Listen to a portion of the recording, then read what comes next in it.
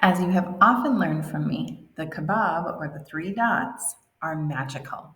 And you saw a preview of that when we were talking about adding collaborators, but let's look at the other options. So the first one is make a copy. It's going to do exactly what it says. It's going to make a copy of your Google form so you can rename it. I'm just going to leave it copy of trial. Again, you can click on My Drive and you can find a specific folder where you would like to share that.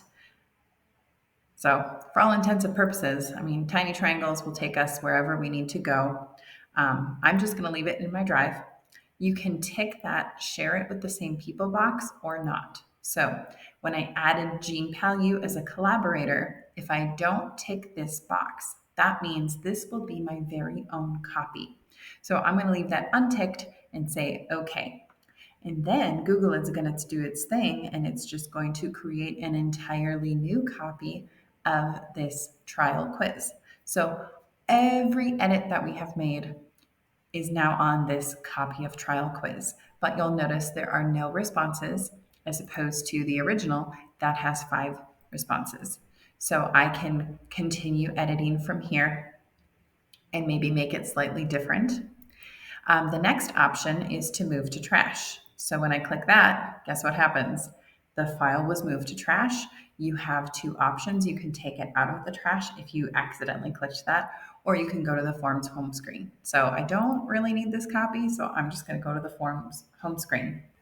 The next option is get pre-filled link. So this is great if you want to front load some of the work for your respondents.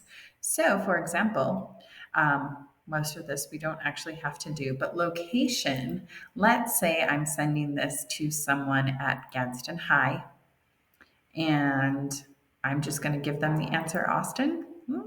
Then I click get link and I still have to copy link, I believe. I think you have to do both or it won't work. So now when I open Gadsden High School, I can pop that link in and it has all of that pre-filled stuff. Yes, so Gadsden High School. As they scroll down, they don't have to fill out the location. They just have to answer what color is the sky, what is 2 plus 2. So this isn't the greatest example of a pre-filled link, but you can see the power of this if you have like the name of a school and then a specific teacher's name, you can send them that pre-filled link. However, I will warn you, when you do this, make sure that you get pre-filled links. So you click that and then you fill out whatever needs to be filled out. So I'm just going to do early college, go to the bottom of the screen, click get link, but I also have to click copy link. You have to do both. Otherwise, it's not going to work.